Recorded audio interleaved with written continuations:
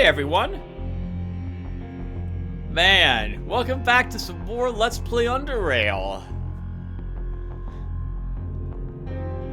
In the last episode, we had ventured into the fungal forest to gain the bits we needed to create the biocide grenades that we'll require to get rid of the goop on the gate sealing off Chort. Because in this episode, we're going to be killing them. We also had repaired that gate in the last episode, using all the parts that we had found previously within the deep caverns. It's been a great series of videos for this playthrough with Decker, everyone, and I've had a lot of fun running him through this game. Underrail really is one of the best turn-based strategy / RPG games I've played in a long time, and I've really enjoyed playing it with you guys a third time through on my channel. With all this said, we're definitely going to reminisce a little bit about our time with the game with Decker. Let's go ahead and get in there and see if we're strong enough with Decker to beat Chort without doing the mutagen puzzle. As for why I did a little bit of talking here on the screen, well, first off, I never even realized that loading the prior screen was an option until I was looking at some of the various controls the other day. I don't really spend any time in the options here looking at this stuff. I've always left everything alone during the years I've been playing this game. But I am really impressed with the amount of detail that you can turn on or turn off for this game. And anyway, I had noticed that I could choose the main menu theme here and felt it would be appropriate to have the last of these videos be similar to the first of them, when I had uploaded with Garrett so long ago now. Can you believe that I think it was 4 years ago? 3 or 4 years ago was the last time that I had played... That's right, this last time was the first time I played through the game with you guys on screen. That was before the game was as popular as it was now. And one of the reasons I had been recording it is because I was hoping other people would see this game. I am not, unfortunately and fortunately, a popular YouTuber. So this means that I can fly under the radar for a lot of things. And I don't feel that pressure to play certain games, all the popular games that the popular kids play. But it also means that when I find a true gem, which is what Underrail is, that I unfortunately cannot bring the popularity to it that it rightfully deserves. And thankfully we have people like Seth Zinch who can do stuff of that sort, or Zinch. I still haven't watched any other video of his, except for the Underrail one, because suddenly I saw lots of people quoting him, and on my videos I was like, what is happening here? Someone popular reviewed this game, and everyone's saying hello to each other. In any case, it's been a blast playing through this game again. But as I mentioned earlier, I need a break from the game. While I have no real problem playing the game a fourth time, I think taking a break is good. It'll give me a chance to maybe forget about a few of this stuff and come back to it with fresh eyes again. And that's not I'm not saying that for any bad reasons, because I'm never really tired of Underrail. But as I talked about before, I don't really want to become the Underrail channel. And again, I suppose there's nothing wrong with that. My Underrail videos are popular, which is weird. Popular for me, at the very least, a very tiny YouTube channel. As someone who has less than 2,000 subscribers at the time of this recording, getting 100 people watching a YouTube video in a playlist, in a Let's Play, where this is like the 68th video in that series, that's phenomenal for a small channel like that.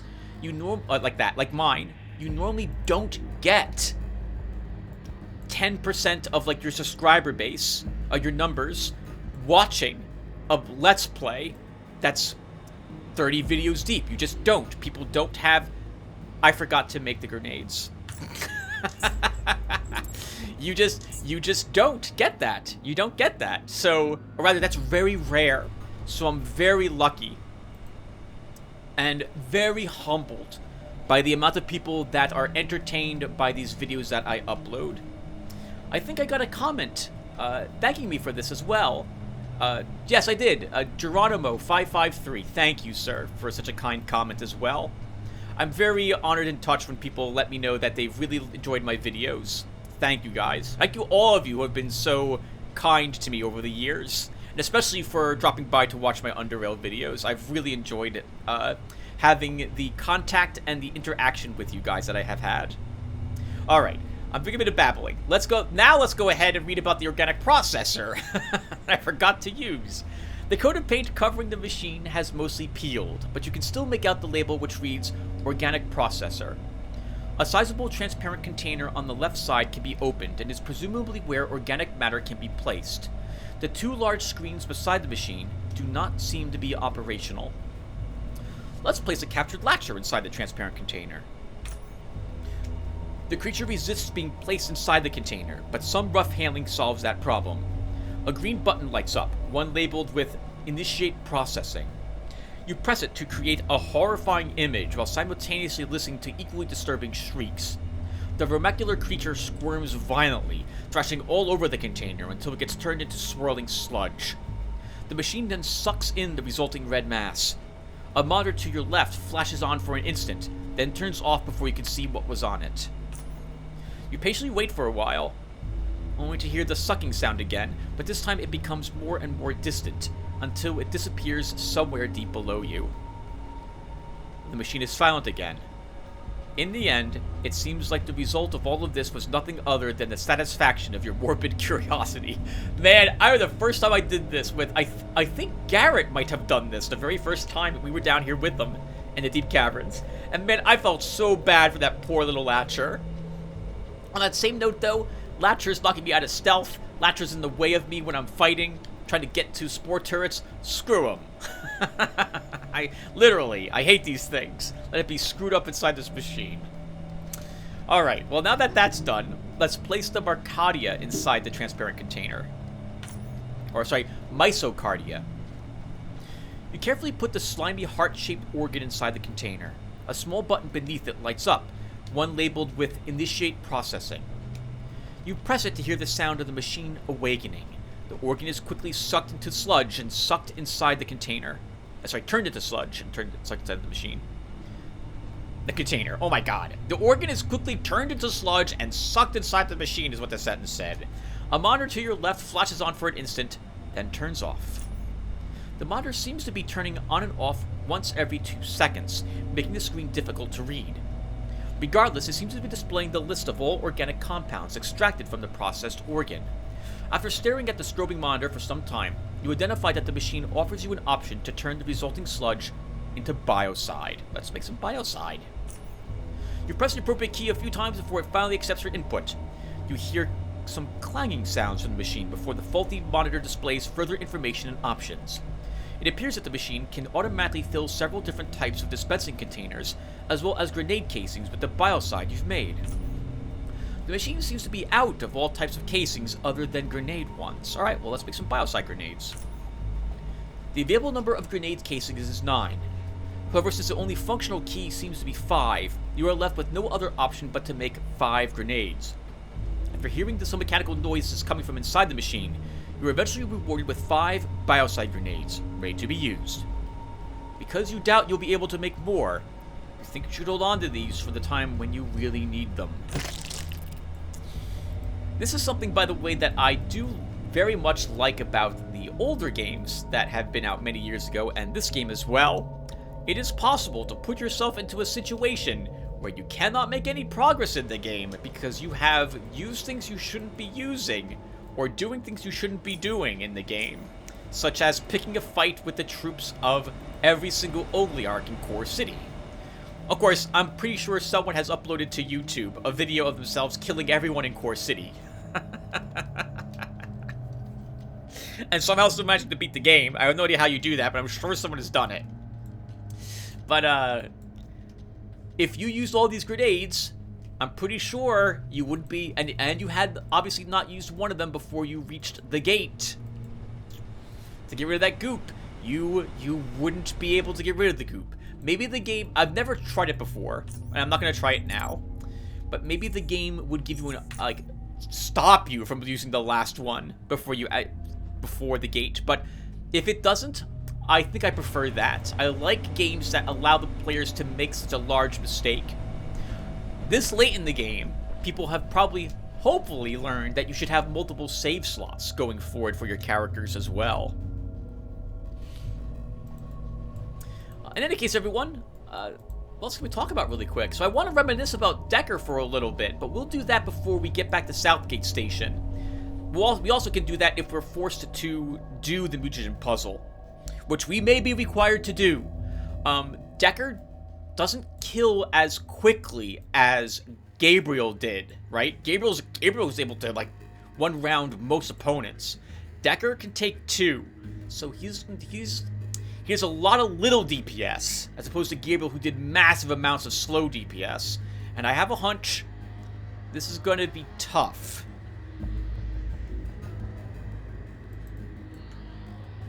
And I should make sure I've got everything I need for this. Okay, I do. So, here we are. Let's go ahead and we had to throw it right at our feet.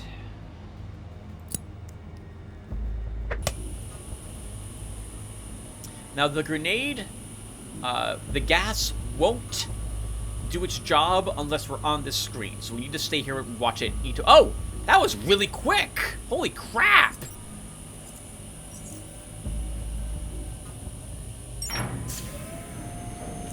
I thought it used to take a long time for that. Well, I'm super glad it doesn't anymore. Man, that's nice. And here we are, everyone, in Mutagen Chamber 2. That is where we need to go. That hatch. Before we go down there, why don't we take a look around just to see... Ooh, be careful of those containers, Tim. Let's make sure we didn't miss anything. It's interesting that the containers did not release their gas until we opened up this area. I wonder... I get the impression that maybe there was, like, some, I guess this area was... There was no air in this area, then.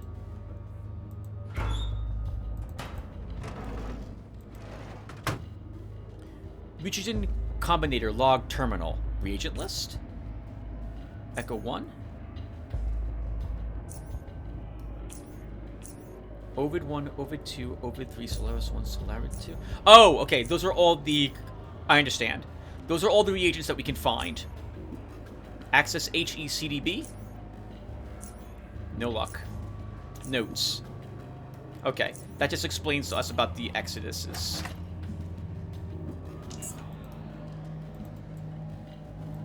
I think that's the last attempt the game has to tell you about how to do the mutagen puzzle. Normally, by the way, I would just do the mutagen puzzle. I really like the mutagen puzzle. It's a fun puzzle to try to solve, and I always try to do it on my own before using the online tool to see if I can puzzle it out. But it's fun to see if we can beat Chort without actually having to do it. There's nothing here we need. Suddenly something tightens deep inside your chest and stomach, and you are frozen in place. An overwhelming fear pours over you, and you feel your jaw tightening, your heart racing, and your knees getting weak. It takes all of your mental power not to just collapse right there on the floor. Man, as someone who now suffers from anxiety, I can understand what this is like. The sensation lasts for minutes, but you refuse to give in. Eventually it starts subsiding. It is as if you can feel the fear traveling through your nerves and out of your skin, dissipating in the air around. I think perhaps someone is watching over us at the moment, or we would have been paralyzed with fear down here. I don't think Chort would probably prevent anyone from going down there, even if it thought it could kill them. I doubt it would still want to take that risk. If there was any risk, we could defeat him. And there absolutely is. And here are the last of the reagents. Let's take them. I think I left 2 reagents in the scanner as well, but we will hopefully not need them. We do need to scan. If we want to solve the mutant puzzle, we need to bring these back to that one chamber to scan them. By the way, you'll note that I went right here. I didn't go back to the Arc Power Station. I had tried shooting this episode a little earlier and realized when I reached the Arc Power Station that I didn't actually need to turn the power back on. That there is no powering on Mutant Tanks B, it's only A. I could have sworn it required more juggling, but I am incorrect. So let it be known that the amount of backtracking we have to do in deep caverns, there is less of it than I originally thought. Alright everyone, and now it's time to try this. So let me make sure everything, including apparently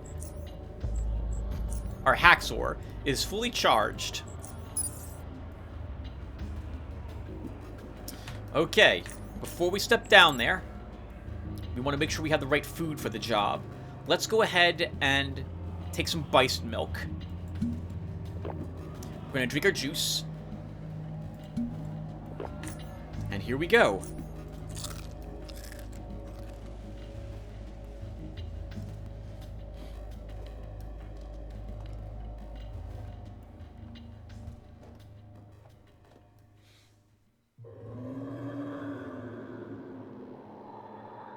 Oh, there's 8 tentacles, not... Sorry, 7, not 8. It is Shadow we expected. We have been starving ourselves for days in hopes he would come for his prize. Such a heavenly feast it would be, a storm of senses at the break of abstinence. The flesh of the High Ones, so opulent, their thoughts clear and brisk waters from ancient glacial currents.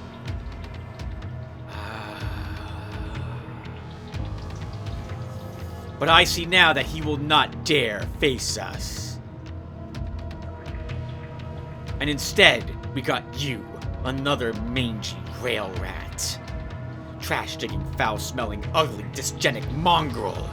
But alas, we have not eaten for a while, so we must make do. Come, little one. Let us take you down the corridors of pain. Take heart, for on the other side, a greater destiny awaits. You must descend to become exalted. Proudly rise to submission. Come, join your river into our sea, and become the flesh of a god.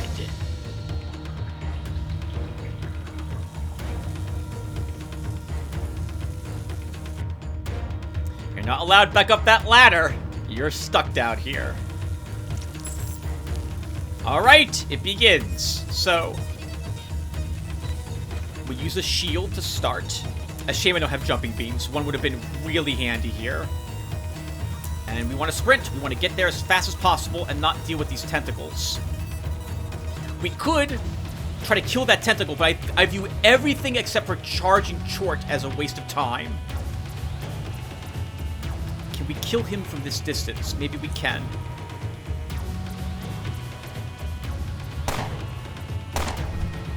Because he's just going to get in the way. He'll block our path here. So let's kill him now.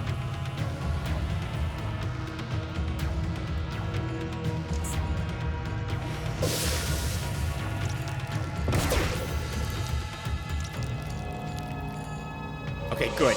The absolute worst that could happen is if the biolocation went in front of us.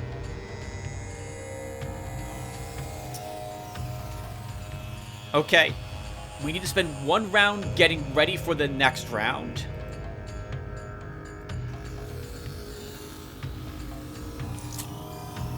Morphine. Focus boost. And our exposed weakness lasts for 3 turns. So, do I use it now, and we have 2 rounds to kill him? Or do we wait a round?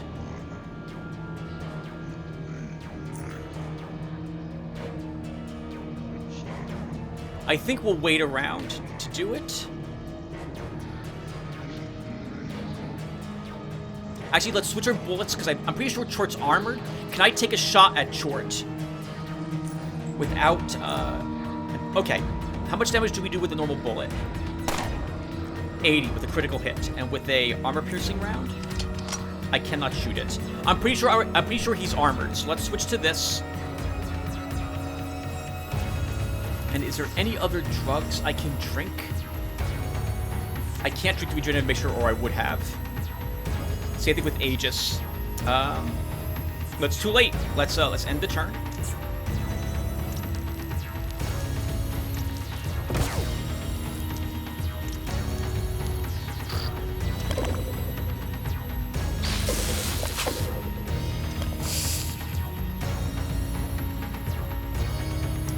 Okay. Let's have our super soldier drug. I will take some Aegis. And it's time to do this. Expose weakness. And it worked. We don't have let's have the adrenaline. I should have used my my Gung Fu. We did not do so.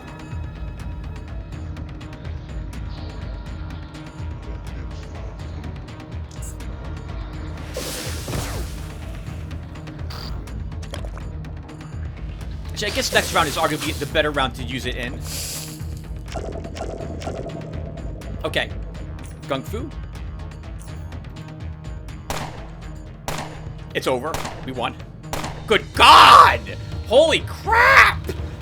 Critical, 248. Critical, 248. Critical, 247. Critical, 149. Critical. That was amazing.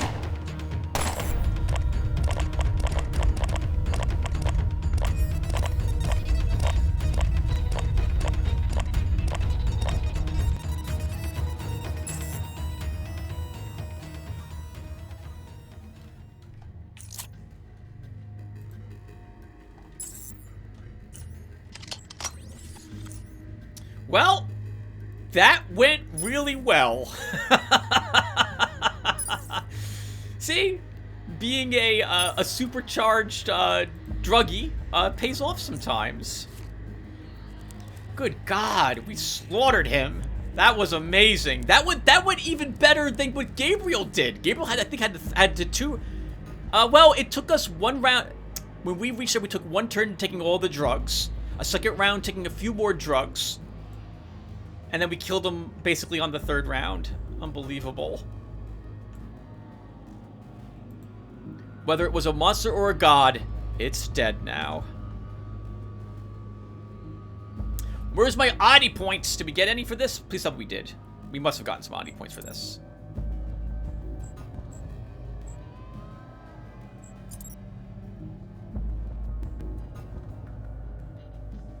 Five oddity experience. Nice.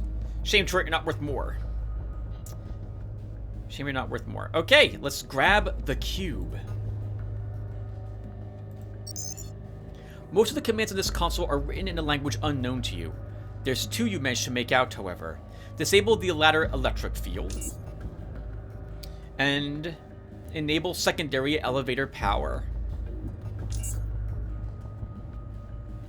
Leave. Alright, everyone. We did it! That was nowhere near as difficult as I had thought it was going to be. Good God, that was awesome! Garrett didn't have the DPS to do it. He could not down Chort, and he was killed quickly. Even after I defeated the tentacles, I still could not out-damage him. Two crossbow bolts were my best bet to do it. I probably should have ran up, exposed weakness, and tried knifing him to death, but I don't remember bringing a, electric knife with me down here. So I ended up having to destroy the munition tanks. Every munition tank you destroy, and there's 4 of them, gets rid of 50 health points of each. Oh, maybe it's only 3? No, there's 4. Gets rid of 50 points of his regeneration. So if you kill 3 of them, he only destroy 3 of them. He only regenerates. What is it? He regenerates just 50 hit points a round, not 200. But when I saw that we went that one round, man, critting him right now, critting him almost every single shot. 18%. What's our crit chance normally? 34%. Uh-oh. That could kill us, actually.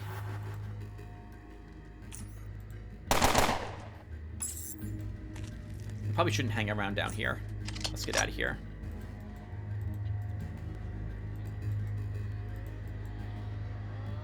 Garrett also had to flee back into this room and shut the door so he could leave combat to heal himself and get back into stealth again. To give me a little bit of time to get to the munition tanks to begin attacking them. I did not realize, and I've heard that you can blow these up with dynamite if you have stealth to help you.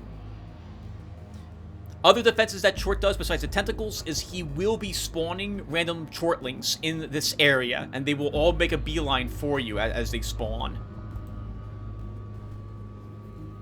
Nice. My psychic character, Tim, was unable to beat Chort. I didn't have... I'm sorry. He was unable to beat Chort without first doing the munition puzzle. I did not have the survivability to keep myself, obviously, to survive the amount of tentacles thrown my way.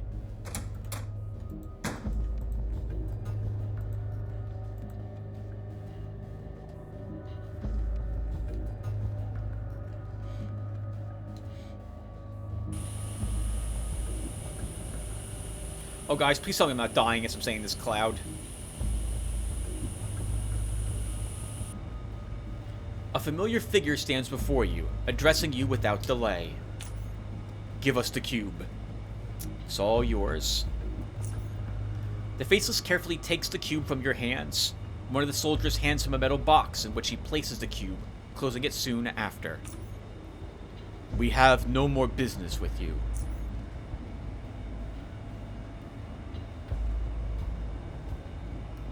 As he observes you, as they all observe you, you begin to feel uneasy. However, your concern is unjustified. He produces a strange medallion and hands it to you. Take this. You are now free to leave. What is this? A token of recognition. Keep it with you. So long. Good luck. The Faceless nods, during which the soldiers behind him move almost simultaneously and pass through the gate behind you one by one. The towering Faceless is the last to do so. Maybe I should have waited for the gas to go away. Okay, we didn't die. Standing in that gas. We did take some damage.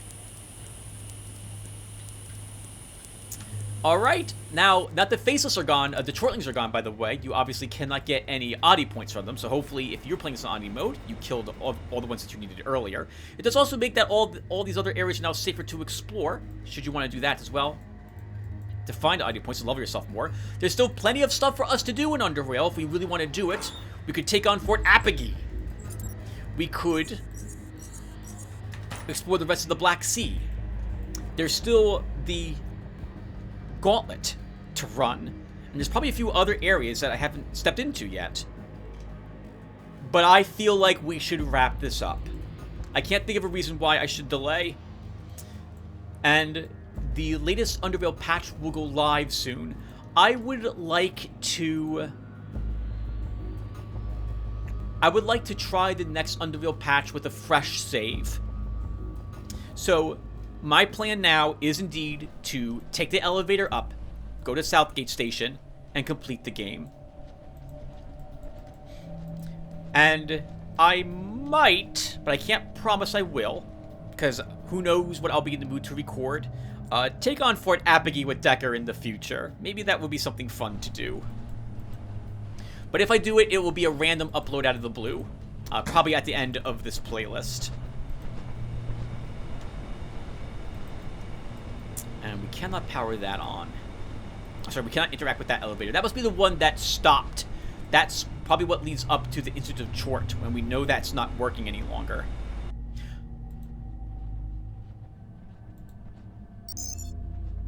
Can we maybe now get into here?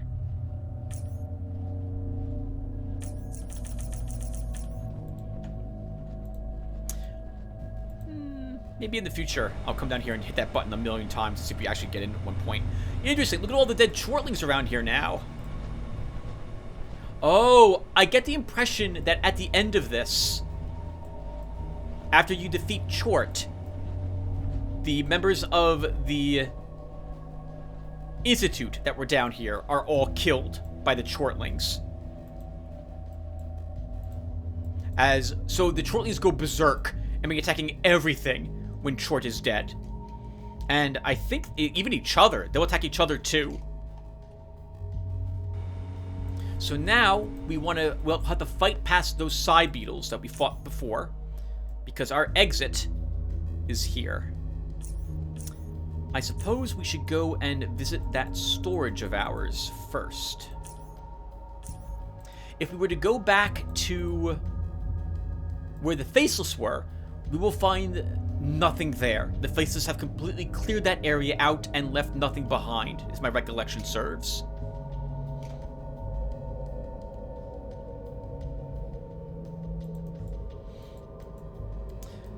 Okay, well, let's do a little bit of reminiscing. Or thinking about Decker compared to the other characters I've played. Of all the characters I have played so far through the game, Decker has been, I think, the... how can I describe this? He's been one of the easier ones that I've played through the games with. And he's a hybrid melee range character, so I'm really, really happy with his build. It's been interesting because, like with Gabriel, he ended up extraordinarily powerful. But I remember dying pretty often early on when I was determined to use metal armor, but I didn't have any way to make up for the lack of movement, and we got killed quite frequently by enemies who were more mobile than us. We couldn't reach them before we ended up dying. Decker did not have that issue at all. Yeah, and Gabriel was obviously, or maybe not so obviously, fully focused on sledgehammers with all sorts of feats to help that out. But Decker split his feats amongst melee and ranged, but it still felt fine the entire time. I think Chort might have been a lot tougher for us if we didn't have exposed weakness. What am I taking with me out of here, by the way, Tim? So my plan now is to go and visit our home.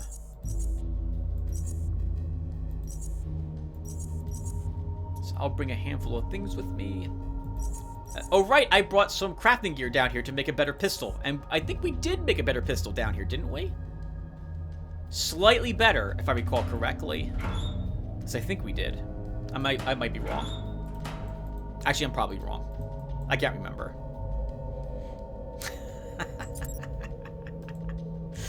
Listen to me being so flippant. It doesn't matter.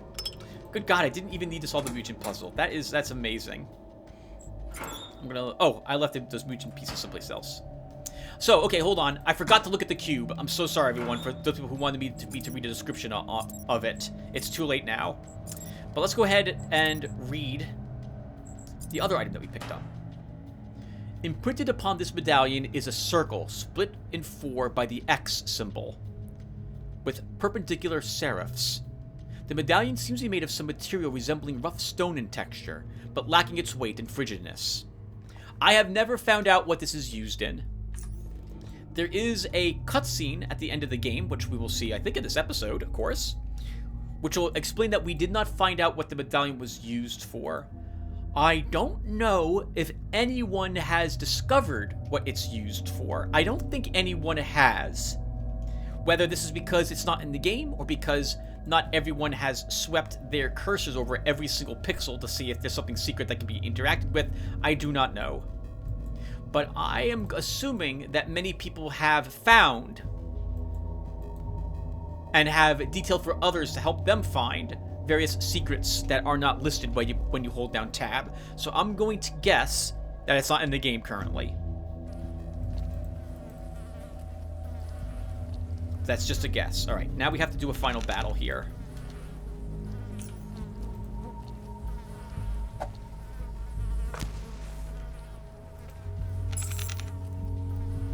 Okay, so let's switch to armor-piercing rounds.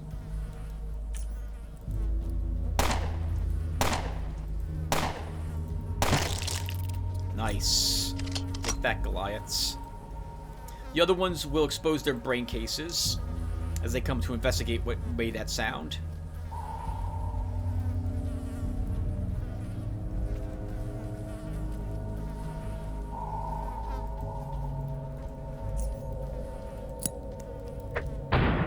Oh, that's a shame. That missed all of them. Probably should activate our shield now, just to be safe. Just because we beat Chort doesn't mean we can't be killed by these side beetles, so we need to be a little careful.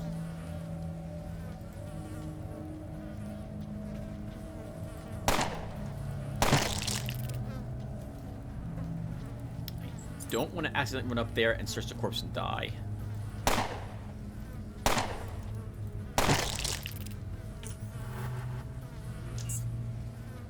Killing the little ones reduces the psionic synergy they have. It'd be kind of funny if it was called synergy. Let's take away some of these images.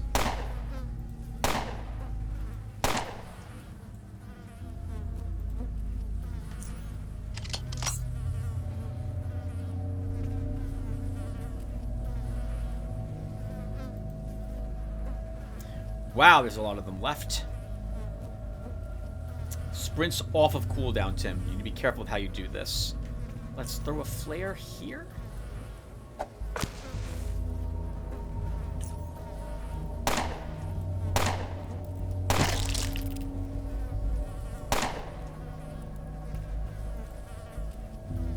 They can reach me with their cryokinesis.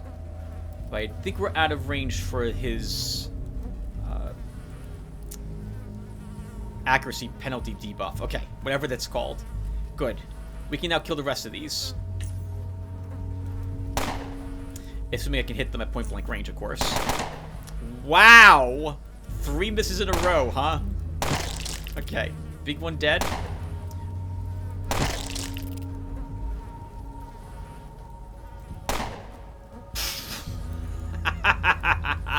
We'll live, despite the fact we missed about 50% of those shots.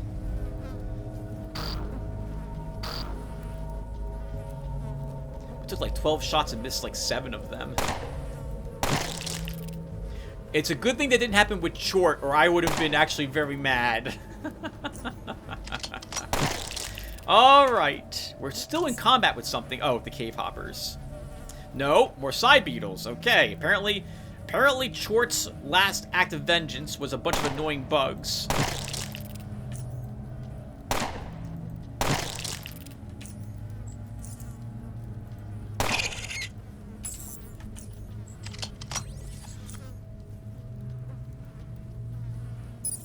Now for the question I know you all are thinking.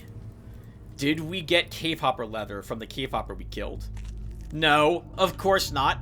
The cave hoppers down here are literally skin and bones. No leather on them whatsoever.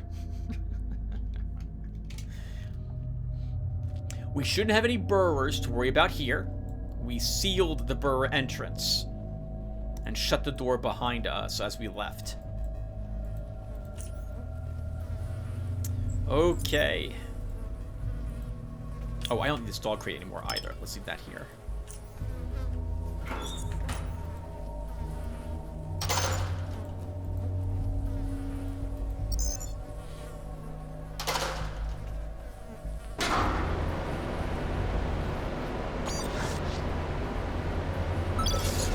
Ah, he just missed us.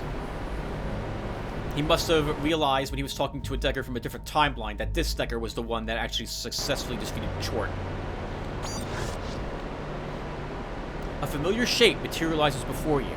You are startled, but as your previous encounter had shown, his presence, no matter how unexpected or intimidating, does not mean danger. Once more, a displaced voice addresses you. Chort is no more, and the cube has been returned to the Faceless. You were right. The only way for me to leave Deep Caverns was to kill Chort. Was there anything I missed? No. Other events await our participation. That is why I am here. I am looking for someone who pretends to be one of your own kin, but is not. Hadrian Tanner, as he calls himself. Just as your lips separate to sound the most obvious question, you hear the answer precede it. Tanner must die, and few but myself can make sure that occurs. I am a powerful being, and so is he. We are the same kin, yet he conceals it better. The reasons should be obvious. What did he do to deserve death? He committed a crime. What crime? That does not concern you. So, you need me to get him? No. Tanner is no longer in Southgate Station. He knows I am after him, and if I am correct, he should be on his way to North Underrail. Our events are connected. Yours, Tanner's, mine. I do not know why, but I do know that such is the case. As I saw you being an essential participant in the destruction of Chort, perhaps you were also an actor of similar importance in Tanner's, or even in other events. It is an option I would be foolish to disregard. After our conversation comes to an end, I will travel to North Underrail after him. I would recommend you do so too. All the destruction that emerged from events we have witnessed is the consequence of his actions, in one way or the other. And his actions are unlikely to deviate from the norm. If you want to prevent similar events from occurring, then North Underrail should be your next destination. You will be able to find me in a place called Hexagon. Ask for 6.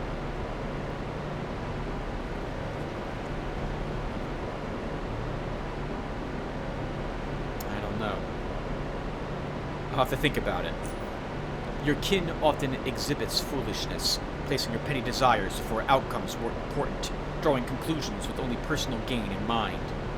Do not do the same. The Faceless blockade is no more, and the railroad should be unobstructed. I believe we will share events again. So, from my point of view, Decker's, I don't know if he's interested in hunting down Tanner. Maybe he's interested in living a easier life here in South Underrail. I'll probably roll dice to decide the ending we choose. He stops speaking, his lenses surveying your expression. Ask while you can.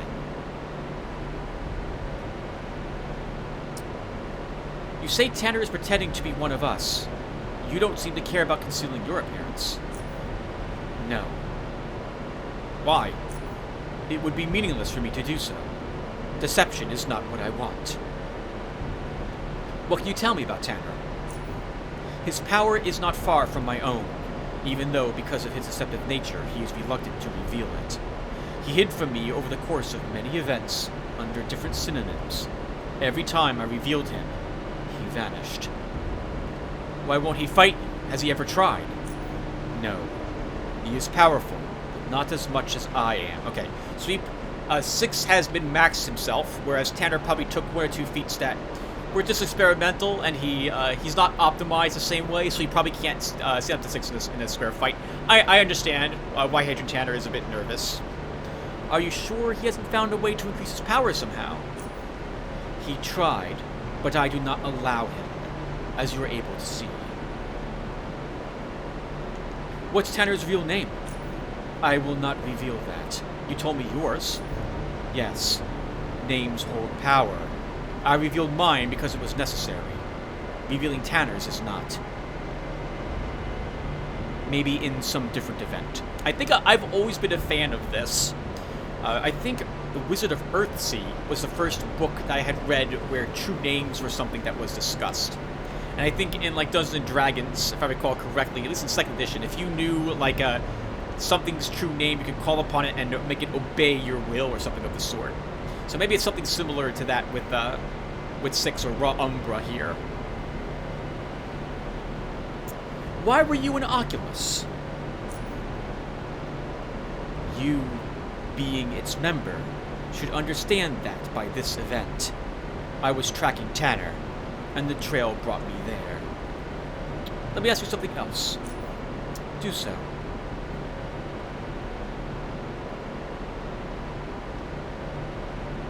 What are you, and where are you from? I come from far away. That is the best answer I can give you. It is the only one you'll be able to understand.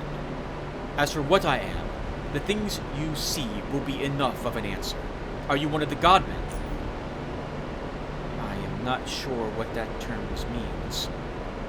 If it is something you heard from Azif, then know that his knowledge is limited, even more so than he thinks. Chort referred to you as a high one. What does that mean?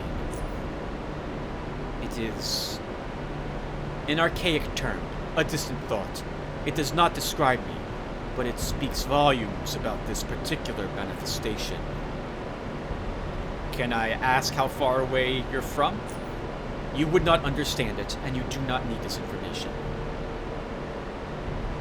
So, in the past, whenever I've talked with Chort, past the first time, I felt a lot of these answers were rather flippant, and I didn't like Six very much, but I think I have a better appreciation for him now. His attitude is such that we are a lesser being than him. We are not as advanced as him, both technologically and mentally. We won't understand a lot of what he would try to explain to us because we cannot conceive of it at all. It would be like trying to explain a box to a dot.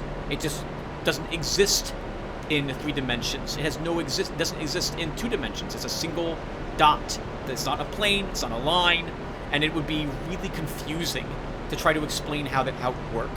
Six probably takes that view of humans, where basic information only, try to break it down to as dumb as possible to explain to the human what's going on, try to keep it as quick as possible so he can go and do more important things. Let me ask you something else. Do so. You say your mission was to kill Tanner, yet you let him get away so that you can ensure Chort was destroyed. Why? I already told you. It is something I knew was most important. But you didn't know why. Why put so much effort into it when you aren't sure? I was sure it needed to be destroyed.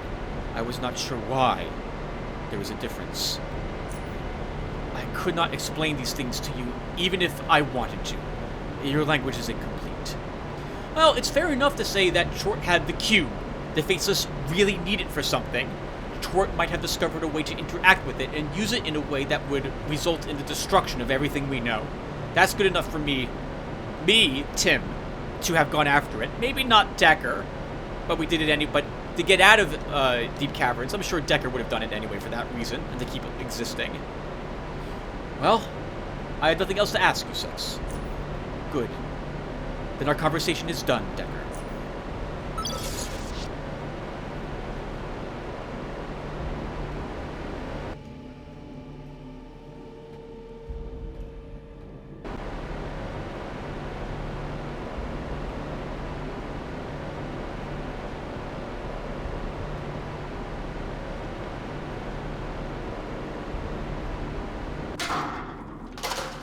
I did leave quite a bit down there, including the Hypercerebrics, but we're done. I don't intend to do really any crafting anymore. Although I will double— Oh!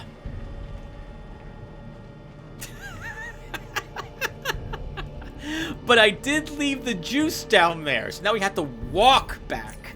Oh! Oh! And we have to walk all the way back. Oh, God. Okay.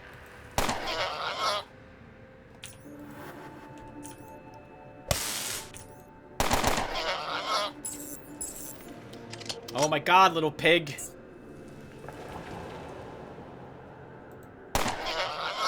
I was supposed to just warp back. Oh, Tim, this is so bad. And your juice is in your home. So this means you gotta go all the way back there.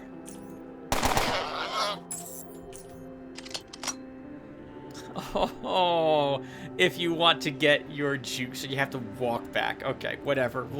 I'm gonna do it anyway, everyone, because I do want to do some inventory management stuff one last time. Although, well, yes, I do. I forget who asked me to, but someone mentioned that I might want to visit the Oculus and talk with Azif about Six some more. So we will do that.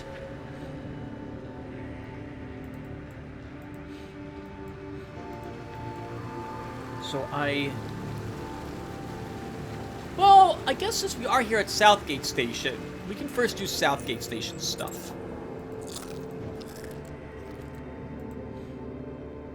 Oh. I want to get this off the screen.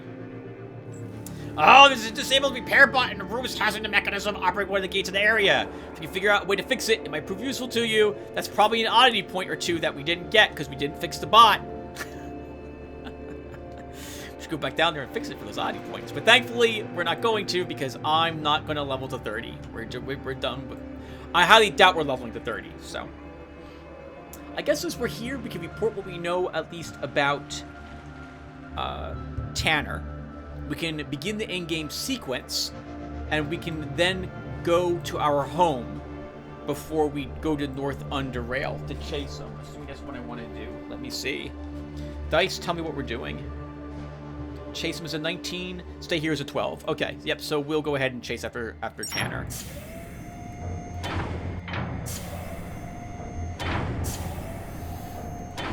It's been a while since we've walked in this way to Southgate Station.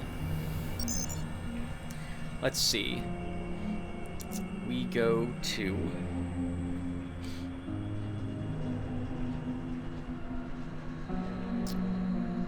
Kamase Cantina. We know Tanner's not here, if 6 is to be believed, and I think we have no reason not to believe what he said. But we're gonna check anyway.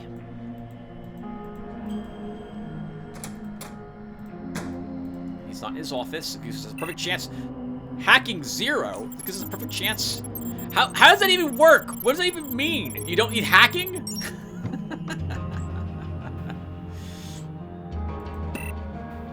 This is so weird. Let's go ahead and hack these.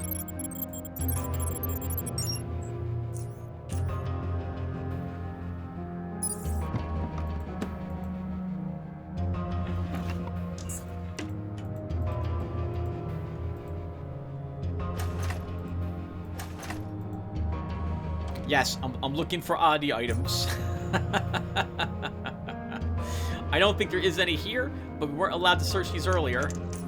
So we're going to go ahead and open all these up and just peek at what's inside of them. It's probably just all random garbage and we don't care about any of it, but you never know. Actually, I do know. Do I? It's been a long time, I've forgotten. I'm going to open up all his lockers and go find some sort of information about his name in here. Bunch of money, nothing there we care about. More money. He was a big fan of $247 for some reason. Maybe that's important to know. He had exactly $247 in both of those lockers. We didn't find him there. Let's visit the administration of the library and talk with Vera.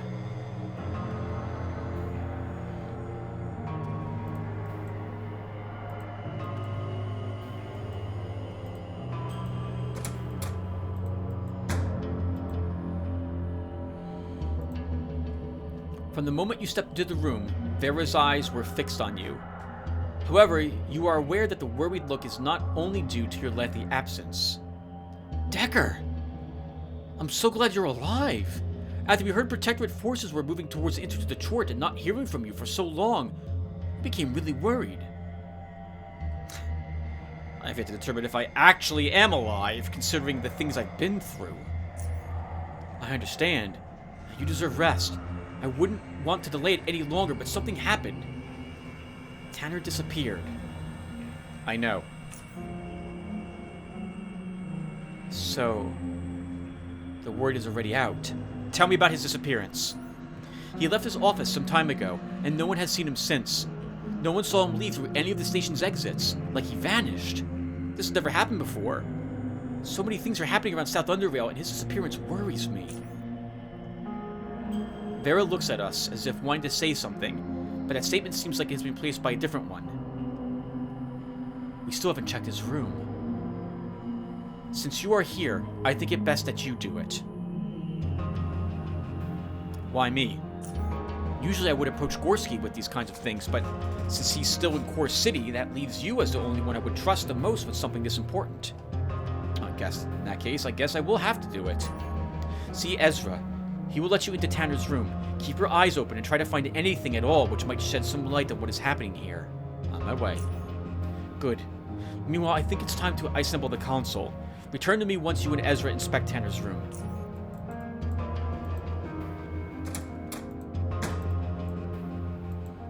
Alright, let's talk with Ezra then.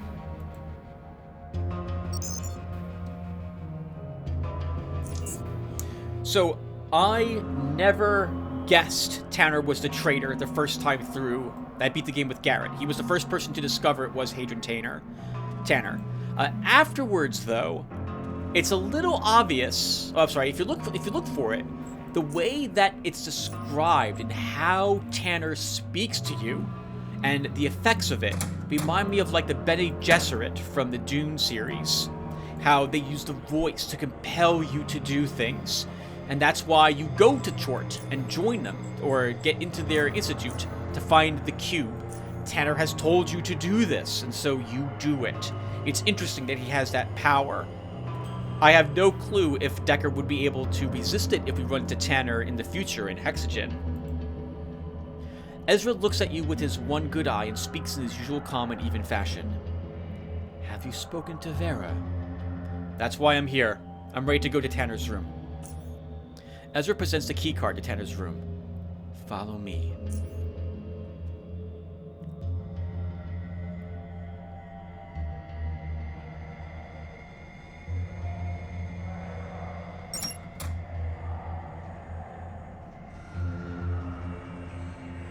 There. I will wait here while you inspect Tanner's room. Won't you help me? I wouldn't want to get in your way, Decker. Okay. I'm going to take a look inside. And be cautious. Just in case. I will.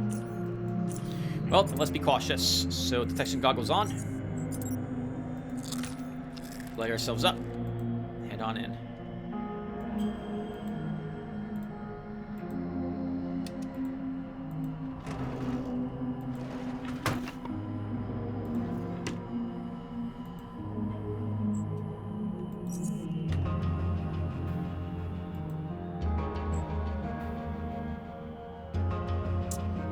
Out of the ordinary so far. There's some shelves, nice bed, rather sparse room, all things considered, considering his ranking in this station.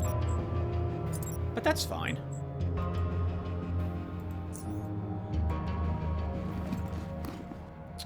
Ooh, something odd here, though. What's this painting? I hear you asking. You stare at the odd picture in front of you. Its seemingly solid surface is occasionally shifting before your very eyes, and soon you begin to wonder if it's solid at all. Touch the picture. As your hand comes closer to touching the picture, Ezra's words of caution pass through your mind. You ignore them. A warm sensation pulses through your fingers as they meet the surface and vanish in it. They feel as if you are pushing through a viscous fluid. They also feel distant. Pull your fingers out. As you pull your fingers out, the warm feeling disappears. Touch it again. Put your arm through the picture. Slowly your arm disappears up to the elbow. The warm sensation now travels all the way to your shoulder and slowly proceeds further, creating a feeling similar to blood flowing back into a numbed limb, but more intense. However, after holding this pose for a few more moments, the warmth begins to dissipate, and your arm feels gone. Your mind begins to panic, screaming for the severed limb. Then pain becomes excruciating. Pull your arm out. You yank your arm out and inspect it. It still remains attached. To your relief, and it bears no signs of damage. In an instant, the warm feeling is gone, and so is the pain. This might be like stepping into the rifts earlier, only we don't need the juice to guide us through it. Let's go through the picture. You push your whole body through the picture, and for a brief moment it felt like you swam through thick, warm liquid. Yet you are clean, you feel no pain, and you find yourself on the other side. We've seen one of these before, haven't we? In the Institute of Chort. Makes me wonder, in a powered down section of it, actually. Curious. 135 hacking. Guess who doesn't have enough? We have 132. Not enough to open that up. So this is... Okay, so this is where he did all his crafting, apparently. Mask fragments. You see fragments of what appears to be a realistic human face mask. I've never actually swung the cursor over everything in here.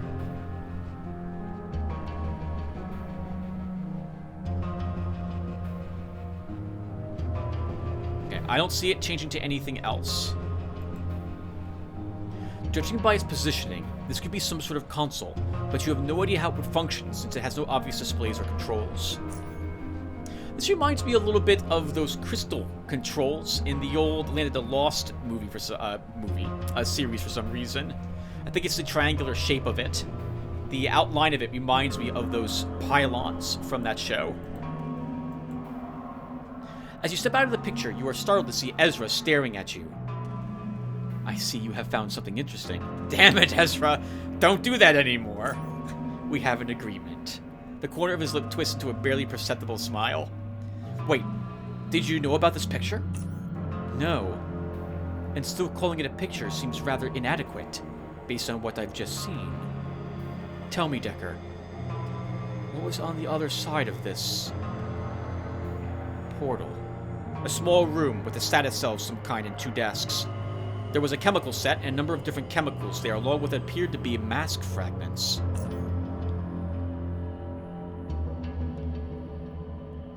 Ezra nods a few slow times. You know something, Ezra? The things you describe are familiar to me. Over the years, there were a few instances where I was able to peer into Tanner's mind. Faint shapes of what you described was what I saw. I was quickly expunged, however, in every single one of these instances, so I know nothing of the purpose or meaning of those things. Tanner's disappearance is a mystery to me as it is to you, Decker. And now I believe it is the time to share your findings with the rest of the council. Let's go see him.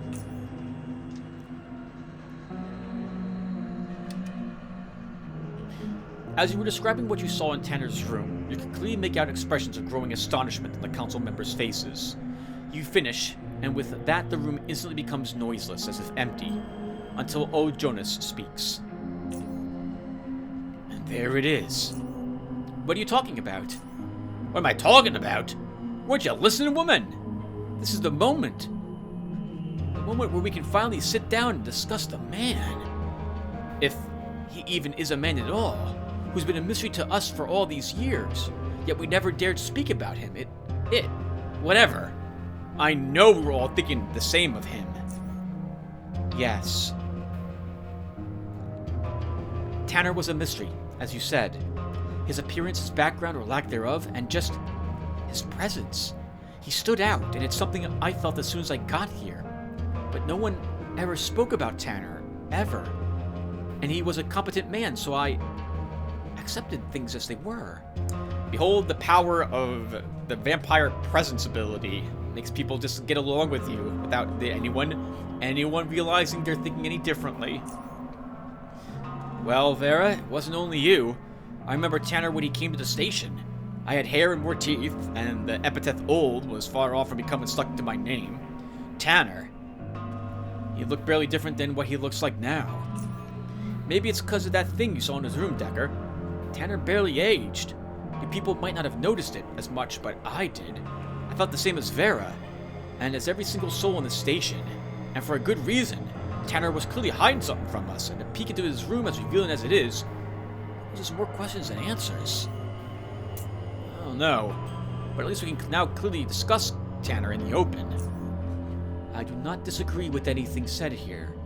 Our opinions do not differ. However, we now need to focus on the reason, or reasons, for his disappearance, and how that will affect Southgate Station. And Decker, I feel, has more things to reveal to us about him. Decker, you performed quite a few tasks for Tanner recently. Ever since he got here, Tanner's been sending him around. Do you know anything else you feel we should know? Now's the time to talk, Decker. Tell us what you know. We'll tell him the truth. Why not? The tasks Tanner gave me were all somehow connected to the mysterious object which was stolen from the Faceless, causing them to invade Core City and the rest of South Underrail. I've learned that the object is a powerful one, and Tanner wanted it for himself. All of this has led me all the way to Deep Caverns, where I've seen it finally get returned to the Faceless. Are you trying to say that Tanner was the one responsible for the invasion? The story gets better and better. But what the heck is this object you're talking about? I don't know what it does, but I've seen it. It's a polyhedron made of some unknown material. It had strange markings of what appeared to be sockets of some kind. We'll spare the first answer. Incredible. Tanner must have needed that device so badly he was willing to risk an all-out war with the Faceless. There is, however, the question of how he was able to steal it from the Faceless in the first place. Someone did it for him. I found Laura Baker in Deep Caverns, and she explained to me that Tanner sent her and Terry to pick up this object from some man he must have been connected in some way with to the theft, if not having done it himself. However, the earthquake prevented the Bakers from returning to Southgate Station, and so did a gang which called itself the Acid Hunters. They killed Terry and wounded Laura, and took the item from them. The Faceless returned Laura. I forgot to tell all of this in the rush. She is resting right now. In any case, you mentioned you went all the way down to the Deep Caverns. Tell us how it happened. After the Acid Hunters took it from Laura and Terry, it finally ended up in Cortex Research Facility, from which it was stolen by Chortists. After infiltrating their institute, the Faceless attacked, but the object had already been sent down into the Deep Caverns, so I had no option but to follow it. Better and better. Will you stop that, Jonas? It seems like everyone wanted this object, including the Enigmatic Institute. Why did the Tortoise send it to the Deep Caverns? What do they have there? Do they need to know about Chort?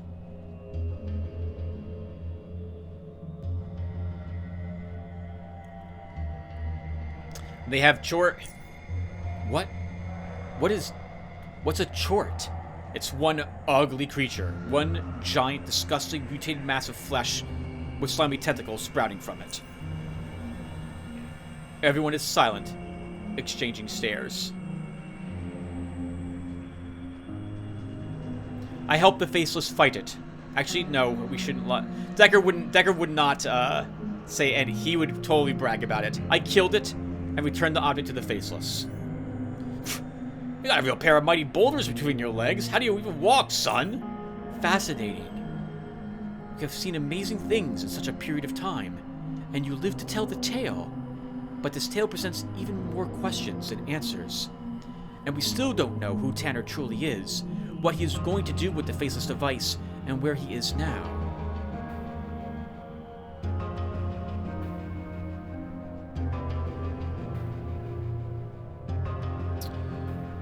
I think we keep the rest to ourselves. Sadly, this is all I know. Decker, thank you for everything. You've done enough for now. We've got a few more things to discuss on this matter. Meanwhile, you might want to get some rest. Some good rest. Come to my office afterwards. I will. We go to a room to get some sleep. And now that this is done, we have the option to end the game. I'm going to go first to our home. Holy crap, I haven't seen any of this in a long time. Oh, do we have any new emails?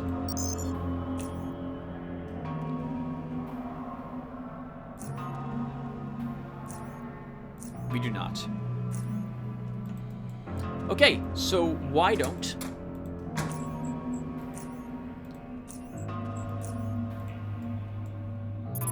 we go ahead and go back to our home, sort my inventory really quick.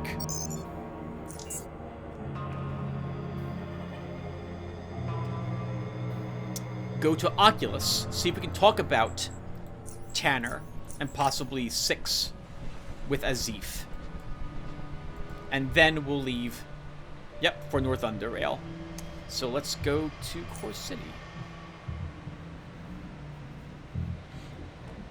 I think if you go talk with Vera, she will offer you a position within the upper echelon of Southgate Station I don't really feel any... Like, they helped us out at the start, Core City, and Decker apparently wanted to live there at some point, but I feel more at home in Core City. Most of my characters have felt a great deal more at home in Core City than Southgate Station. I think it helps that this is where your house is, that you can invest a ton of money in, as opposed to a tiny little apartment in Southgate Station. This is where our crafting supplies are. We have moved everything out of Southgate Station here. I suppose we could live at Core City and still lead Southgate Station. That's a possibility.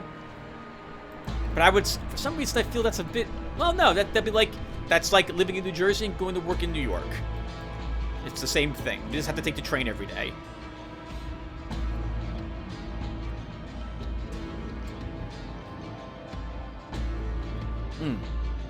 Anyway, I'm thinking maybe in the future, if I do take on Fort Apogee, I would also kill Vera and then leave Southgate Station to fully, completely eliminate anyone who could possibly swing Southgate Station towards assisting the Protectorate. Eliminating them from all of South Underrail entirely and killing anyone who would side with them.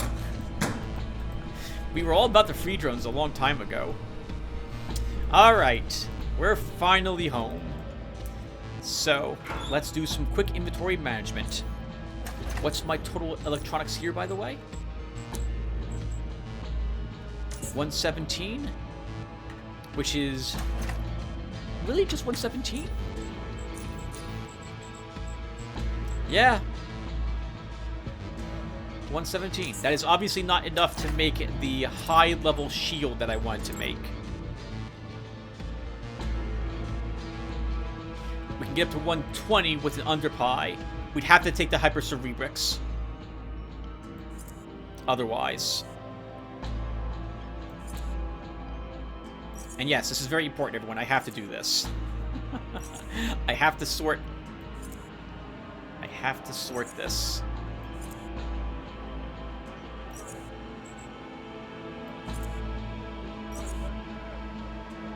Good God, the parts down there are simply amazing.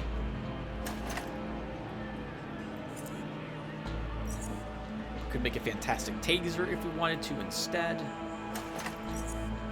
We don't need any of these. Oh, come on, Decker. Put this in here too. It's a shame that you can't access like this when you're down in deep caverns. I mean, obviously that wouldn't make any sense whatsoever, but still, they give you the best parts down there, and you might be dependent upon the increased crafting here to take advantage of it. Oh, we had a quality 148 nanocomposite plate. How about that? I'm curious. Can I think we can possibly make a riot gear?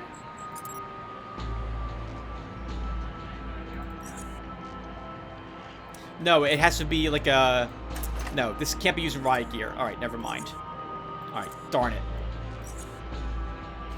If I was to make better armor using it, it would be riot gear for Decker, but that's not going to happen now. 164. Oh, nice. Very close to what we already had, but better than it. Let's get rid of our juice bottle. Put that there.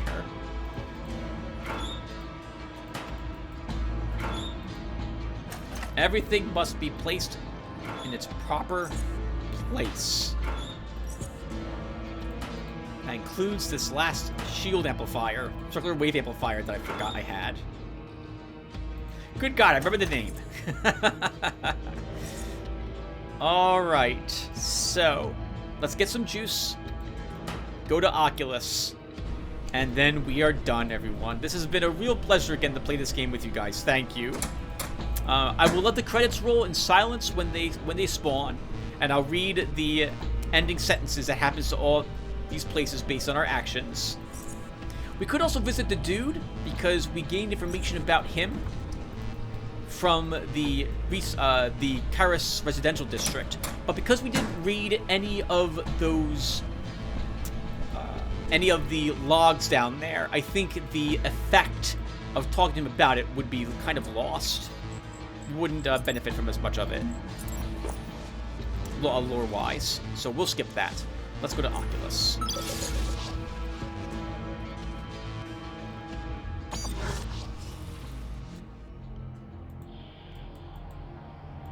Alright, Azif, hello. Yes. I met Six in Deep Caverns.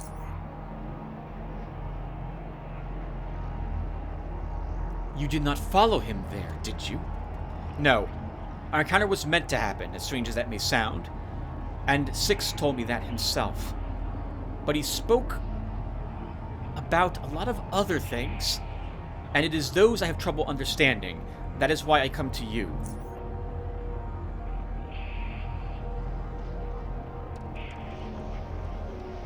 You are interested in him as much as I am, Azif. Don't try to deny it. I will not. Regardless, Six is my client. And to clients I have certain obligations. Not revealing sensitive information about them is one of those obligations. So why should I reveal anything to you?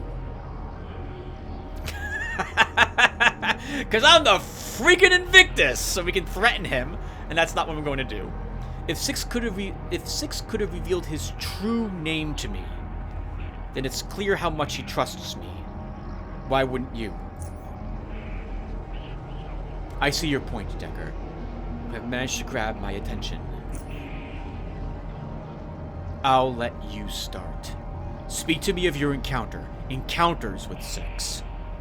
After that, I'll fill in the missing pieces to the best of my knowledge. Deal. Here goes. Tell him what you learned from Six in Deep Caverns.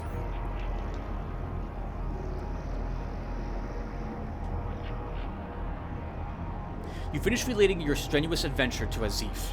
You tried to be as brief as possible, but still failed utterly. Hey, it's just like me in real life. Yet the other party never lost interest, not even for a single moment. Just like real life with you guys. I'm sure you guys have lost interest in what I'm talking about more than once.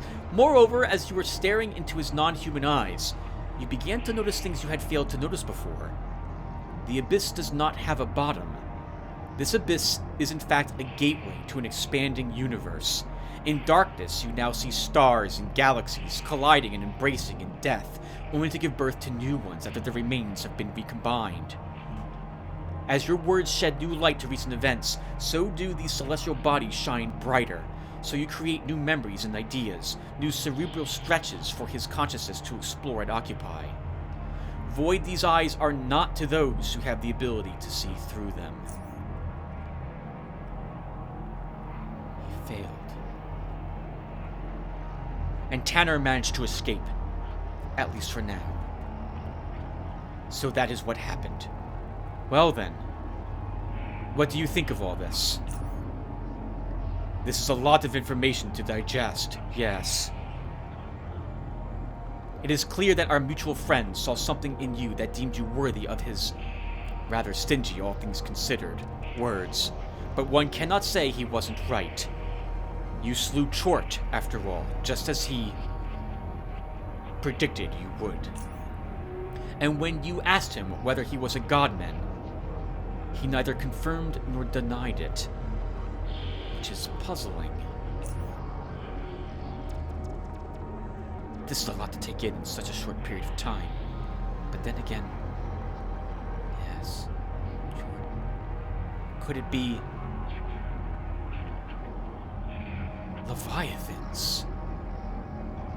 Are you trying to tell me that Chort is one of these Leviathans? One moment. His words come out slow, emerging from the depths of his mind as soon as they are being thought of.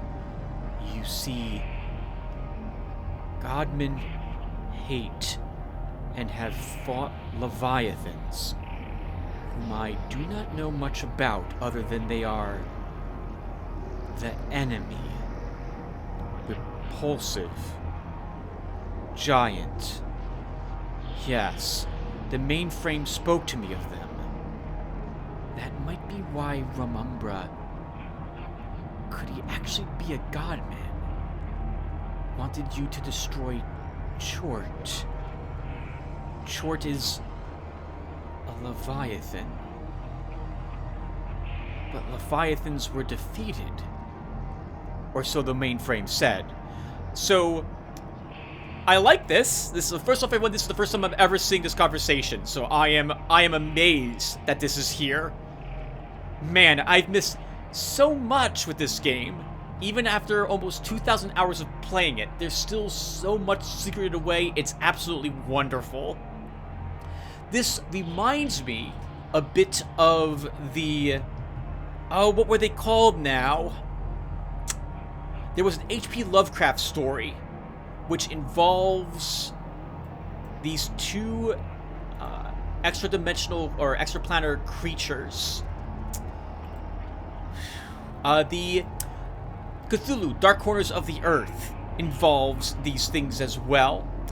They fought each other and hated each other, and one of them used like these special lightning guns, and the others were some sort of really difficult to describe, like I think they were called flying polyps. Yes, they were. And I don't know what the other thing was called. Pictures of them are amazingly terrifying. I love the look of these strange things.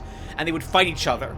And in the end, the polyps escaped the prison that they had been sealed in after the... What were they called now? I can't even think of their name. But the Great Race is what they were called. Right, they were called the Great Race. And they were able to psionically project their minds into other creatures, and through different timelines.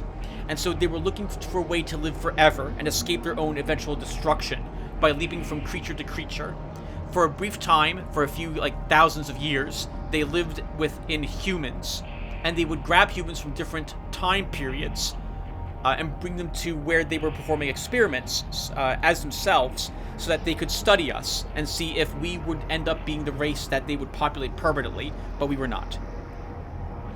In any case, this reminds me a little bit about that. The Leviathans actually sound like they might be the serpents, or like the serpent that we that we read about in the Black Sea might have been a Leviathan at one point.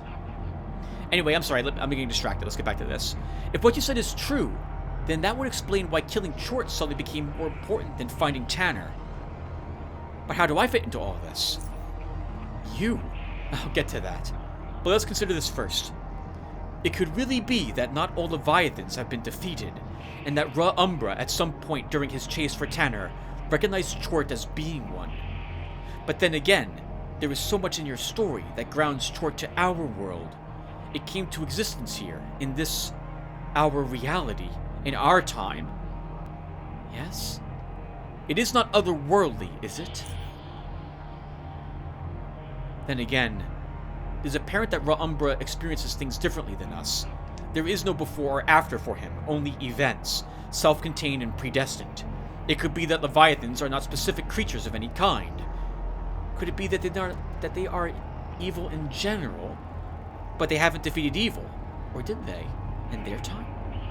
And could it also be that you aren't special on your own, but because you simply embody something else? More. Maybe it's not the present me he values so much, but the future me? It could be so.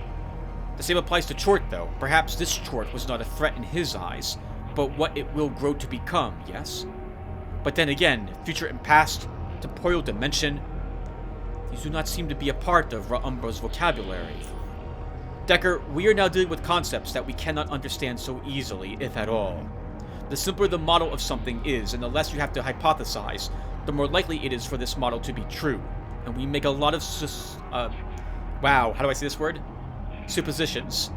Ra Umbra being Godman, it is an idea I resist greatly, because Godmen, the way I see them, cannot be these cyborgs, whatever Ra Umbra is. Their form should be purer, more celestial, angelic. No matter how alien Ra Umbra might appear to be to us, he is not alien enough. Not on a vertical scale, at least. He is too conceivable. Chort, on the other hand, everything I imagined a Leviathan to be came out of your mouth. Yes, perfectly. The appearance, the repugnant atmosphere, the malicious attitude, the voracious monologue. It even mentioned the High Ones, correct? It is the shadow we expected, the flesh of the High Ones. Could Ra Umbra really be one of the Godmen? Ra Umbra. If he is, then so is Tanner. Azif, you have revealed so much to me. Things I never expected to hear from someone we acquired in such a coincidental way. Someone who had just happened to enter the protected embassy at the right time. I am thankful for the insight you have provided. Now it is time to honor my part of the deal. Hadrian Tanner was my client. Gasp. Yeah, wow. What? Allow me to explain everything. Many, many years ago, I was approached by our mutual client, Ra Umbra. 6. Although approach might be the wrong word here. He appeared right before me, out of thin air. He had no trouble finding me, even though few souls knew where I was. His tall figure overshadowed mine, yes, and I thought it meant the end of me. But fortunately, I was wrong. He is an assassin, true, but I wasn't his target. He was direct and inquisitive, and difficult, yes, especially when responding to my queries. Okay, so he treats everyone the same, right? We were just talking about this on the elevator up, how he's very brief about what he thinks about us humans and so on. This is pretty cool, that this is indeed his personality. He's not written that way just because they didn't have a way to have him, like they didn't want to give any answers to us, the player. He's just this way. Okay, I like this. His stay was short. He asked me several questions, looked around and left me with this. One day, a person will seek my help in obtaining an item of great importance. I am to accept this job and carry on with it as the client demands. No time frame, no indication as to who this person might be, nor what this item was. I will know it when it happens, he said.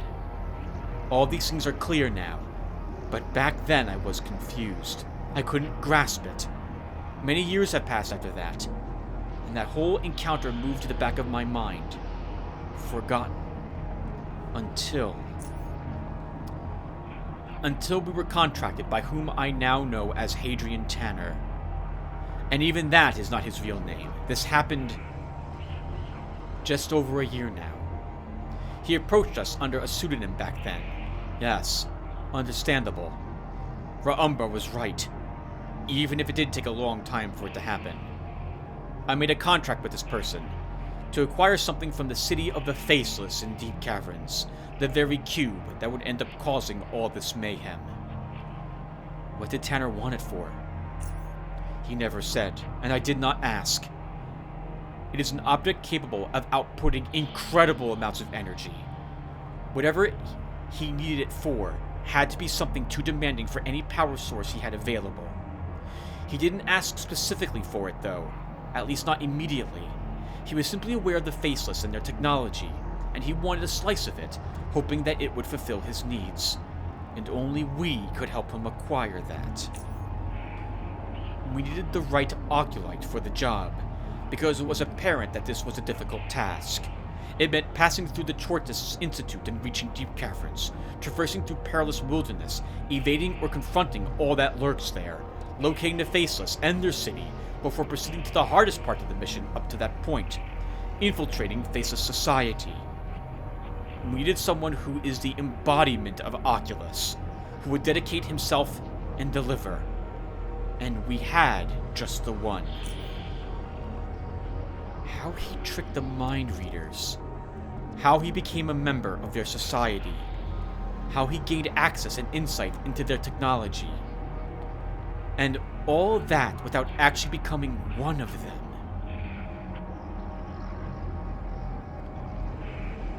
But I do not know. He was cut off from us completely. For all communication. Any communication was extremely risky. Yet we were aware that this mission asked for a lot of time and patience. So we simply waited. Until one day we received a message. It was very brief. And heavily encrypted, yes, but it described to us the cube. It was exactly what Tanner had wanted. Thus we entered the final part of the operation. Stealing the cube from the Faceless. And as he has achieved all these great feats before, impossible for most, so he has managed to snatch the cube from the Faceless and sneak out of their city. Everything was running smoothly up to that point. Perfect, you could say. Then things became more complicated. And just at that moment, Six returned. He was aware of everything that had been happening, and was pleased with how I had performed so far. So far.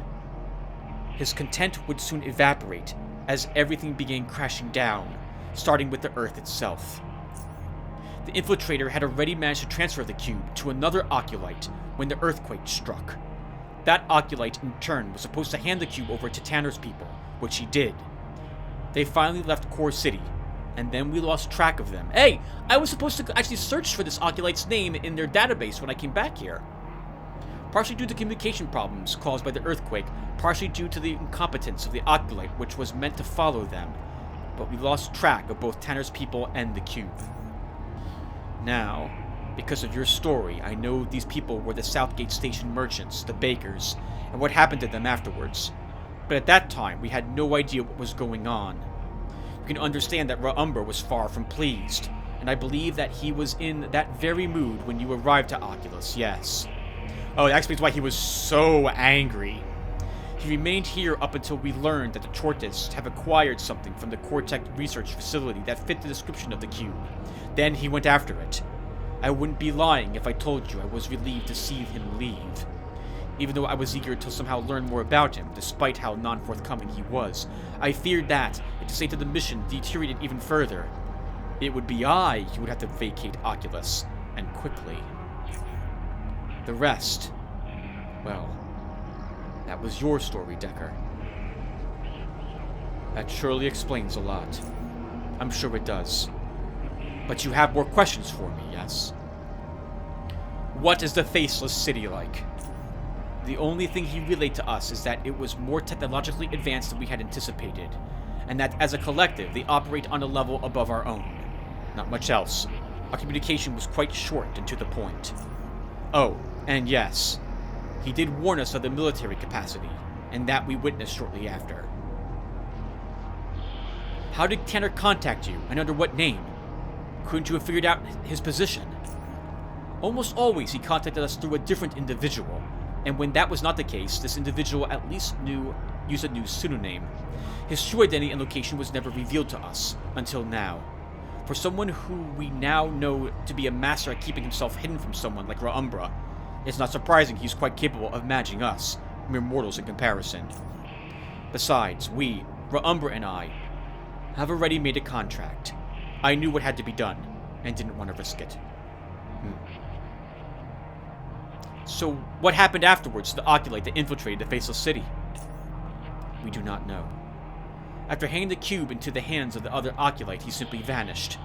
We had agreed beforehand that, should his infiltrator become successful, he would stay in their society for an indefinite amount of time still, if it were possible. There was so much to learn from the Faceless that we weren't going to give up on it after we had come so close. But we haven't heard from him since. Utter silence. It could be that he was compromised and later hunted down and executed, or that he returned to them to continue with this task, and became absorbed by their society. After all, this could have been the mechanism by which he tricked the Faceless into believing that he was one of them. He became one of them. We're back to to that crazy word that Tim can't say. The short and simple truth is, I do not know. At this point, everything is possible. I'm not gonna ask for. I'm not gonna do it. I have no more questions. I'm not gonna ask Azif about feeling guilty. That's dumb. There's no reason to push him on that point. Decker wouldn't ask about this anyway. Decker's done a few bad things as well, right? Look at all the people that we've killed. No, we're not gonna ask about him feeling guilty. I have no more questions. Was that all you wanted from me then? Yes. Take care, Azif. I guess we can quickly check. Oh, by the way, I took, I think, a little more pickpocketing. I left the pickpocketing drink, though, down in Deep Caverns. But we can take the level 2 access key card from Abram.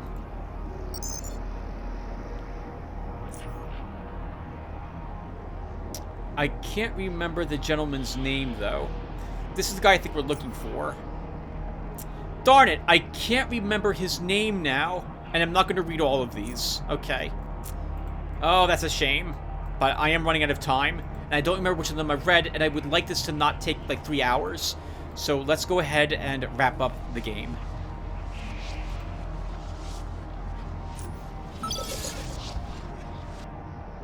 Man, what a great amount of info right there at the very end to clear up a few more things about how it all happened.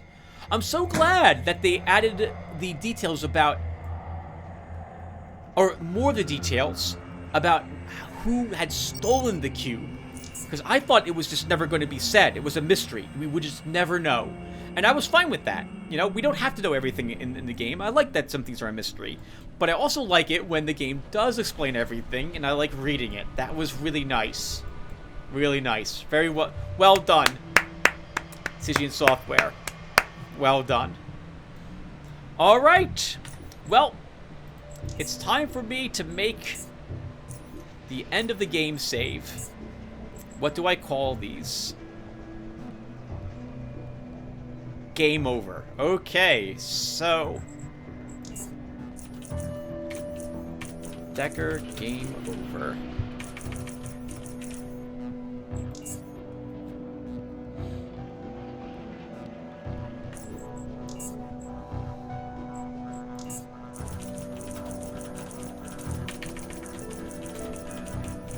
A backup, just in case, because I don't want to ever lose one of them. Then I export the character. Alright, let's go ahead and chase after Tanner.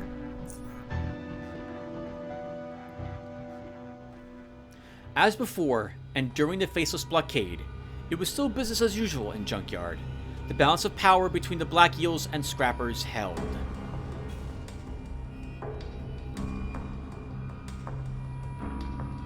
Protector, however, was forced to evacuate the premises after the drones took control of the station above. Get out of here, Protectorate. Having been bombed from above constantly and having little in the way of resupplying and reinforcing their position, they eventually struck a deal with the Eels and evacuated through the waterways. Oh, you know, we should have cleared out the embassy.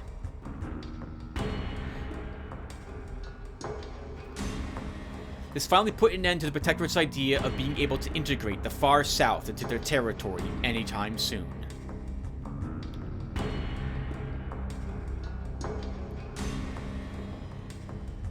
With piracy decisively suppressed, the shipment of extracted old-world junk remained the town's largest source of income and ensured its survival in the foreseeable future.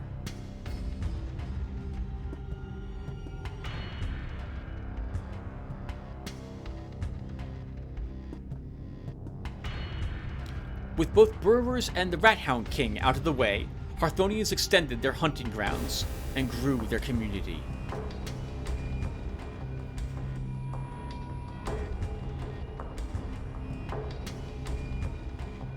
Though you took care of their Faceless problem, Rail Crossing's troubles had only just begun. Since they lost too many people during the Faceless attack, they had to seek help from the Protectorate. However, the train carrying the aid never arrived.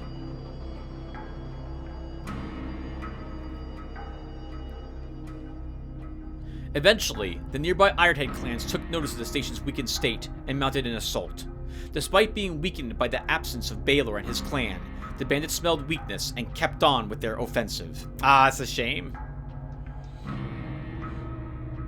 We did eliminate, like, all the Ironheads throughout Underrail, though. I'm surprised there's anyone left to do it. Though the initial attack was repelled, the few survivors decided not to wait for a second one and abandoned the station. Well, at least the Protectorate didn't take it. Some headed for Southgate Station, and some headed for Core City, but the bulk of the community, led by Herb, stuck together and has been said to have settled somewhere to the north.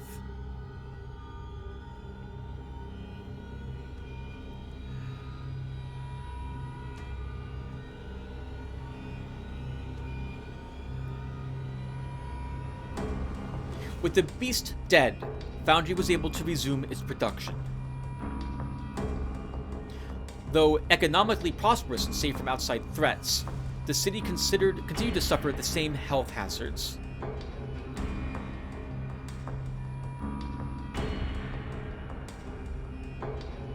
Life in Core City went on as before. Caged by the city's high concrete walls and mesmerized by violent entertainment, workers, merchants, bandits, zoners all struggled onward, while oligarchs played their shadowy games. Let's get it right, Tim, here at the very end. Please get it right. One organization sought to challenge the balance of power within the city, though. The Silver Hand, formed from the Zone Rats gang and led by Gorski, who left Southgate Station to pursue his ambition of taking control of Core City.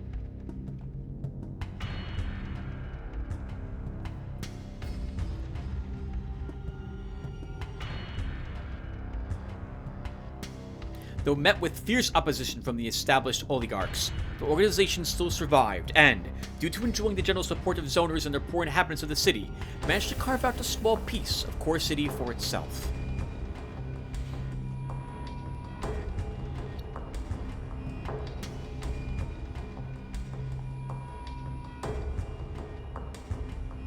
People still flocked in great numbers to watch the arena, their thirst for blood never quite satisfied. The legend of Leadstorm, a mysterious gladiator who came from nowhere and quickly rose to the title of Invictus, would live for years to come.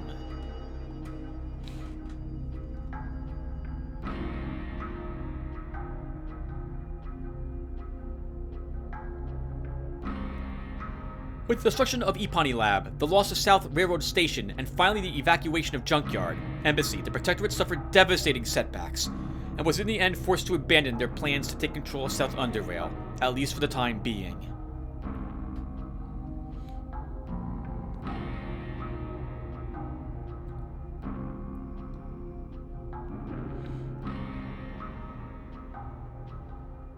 However, their numbers in Upper Underrail and Core City remained strong still, as did their will to dominate. It was only a matter of time before they would rise again.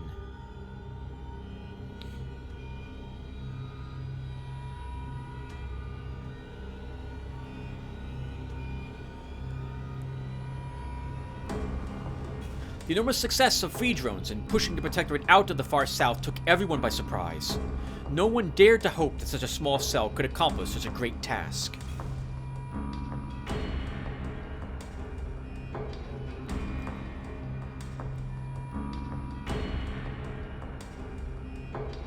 But this just goes to prove the old proverb that it is not about the size of a rat in the fight, but the size of the fight in the rat.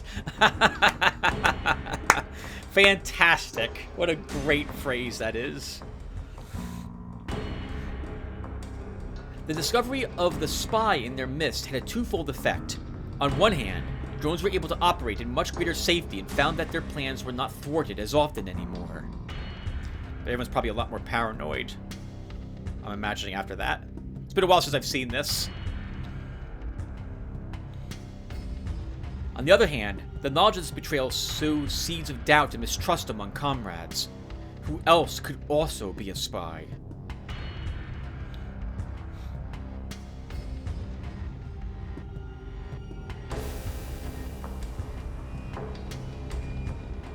Once the Protectorate soldiers managed to crack the heavy gate and enter the Institute, they found none alive among the carnage. All the bodies of dead Faceless were gone, and all the Chortists lay where they fell.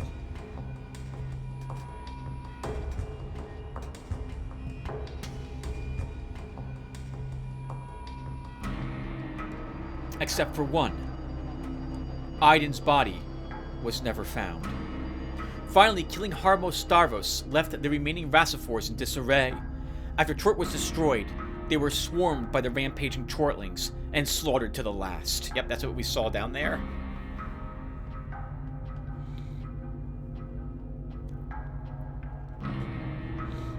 The Black Sea expedition struggled as soon as the ships sailed into all but forgotten waters. However, Aegis Incorporated defenses did not give in. Slowly but surely, the Lumerian facilities were opened one by one, providing advanced technology, knowledge, and clues towards what would be revealed to be the expedition's ultimate goal, the Acorn.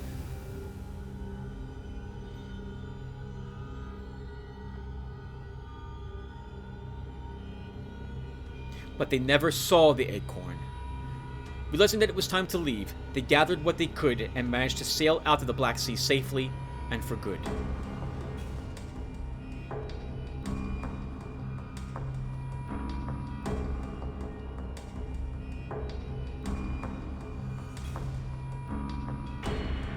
In the beginning, since the expedition's arrival, the Grim Jetters mostly kept to their own part of the sea, waiting for the right time to strike.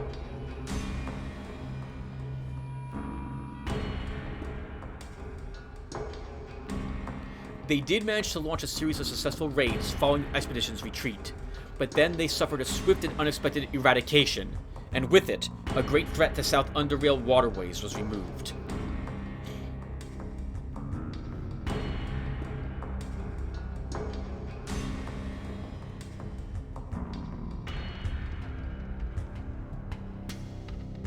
With the intruders gone, the life of the Sorberian returned to normal. Encouraged by their victory, they expanded further south into Grim Jader's outlying territories. New ships were built, new weapons forged, and new warriors were raised for war.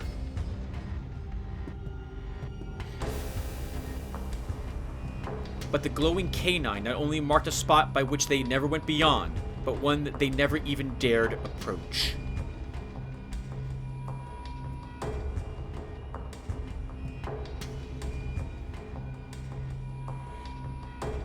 The recent events had little impact on the small mutant community. As turbulent as they were, their existence simply continued.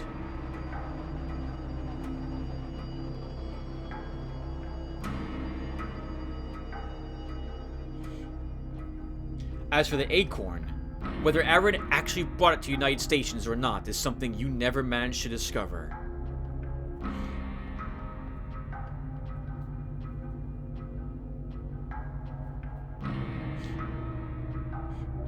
And the ferryman, he still roams about on his trusty ferry, scouring the depths of the Black Sea.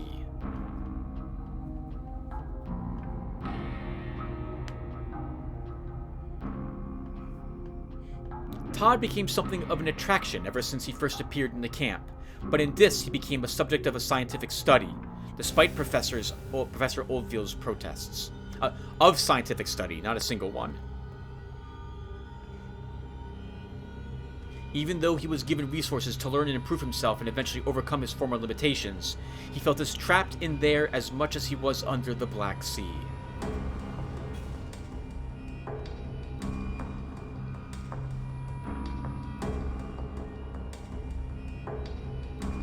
His progress and abilities were underestimated, though, so he seized his moment and made a daring escape. In his room, the staff found many drawings of a single family. His family. Good for you, Todd. I never have the heart to kill him. I'm never gonna do it. I just can't bring myself to kill him. To make that puzzle easier. Under Vera's leadership, Southgate Station forged a good relationship with the Protectorate and United Stations. Though things were certainly slowed by troubles that befell the Protectorate, it eventually came to pass, and Southgate Station became an official part of the United Stations. Yeah. If you want to go after Gorski, you'll have to kill Vera to make sure that this doesn't happen. Not everyone was happy with the direction Southgate Station took. Most of Gorski's followers and even some neutrals left the station, whilst Gorski himself denounced Vera and declared himself her enemy. Hey, good for you, Gorski.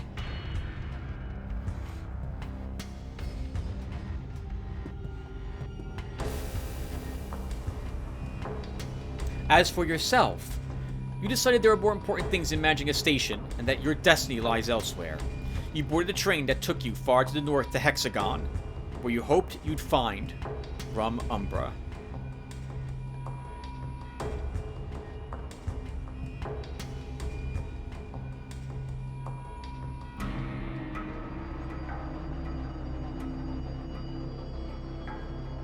Having retrieved their precious artifact, the Faceless retreated back to the depths from which they came.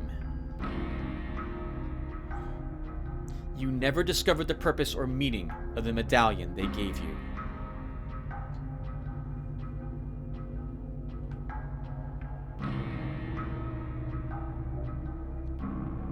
Underrail. Fantastic game. So glad to have played through it again. Well, everyone, I'm going to let these credits roll. I don't think there's that many of them. And I will shut up. Thank you guys for watching. This has been, again, an amazing playlist. Amazing game. Oh, that's it. All right, that's it. Well, so much for shutting up through the credits. I failed. I failed that quest. Thank you guys again for watching. This has been a lot of fun. I really enjoyed playing through the game again. I'm super glad the game had gotten a recent patch. When I started playing this back in, what was it, April or March? The pistol changes. And I'm really glad to have tried out firearms. It was my first time playing a heavy pistol user. I really liked Gung Fu, and I really liked Bullet Time. They were amazing. I don't think we could have done as well as we did without those two feats either. Taking away all of the evasion effectively against the crawlers and deathstalkers that we fought. 95% chance to shoot them? That's amazing. That is so amazing. Damage increase, but I suppose is also very nice. And bullet time, man, that was incredible. I've heard that now bullet time also works while you're on jet skis, so it's even more useful now than it was when I was originally playing through it. So that's great, fantastic. Absolutely love Underrail. What a great game. Almost 2,000 hours logged in this game. Incredible. I'm sure throughout the next probably year or two, you will see an occasional upload from me, probably Depot A runs as I get in the mood to play through the game again off screen. Because again, I play this game all the time, listening to like podcasts and stuff like that. So you'll see a few more Depot A runs, and we'll come back to this game again in the future, probably in 2 years, sometime in 2024, is when we'll be back here for more Underrail. So hopefully you guys will still be around. Hopefully I'll still be around, and I will see you guys then.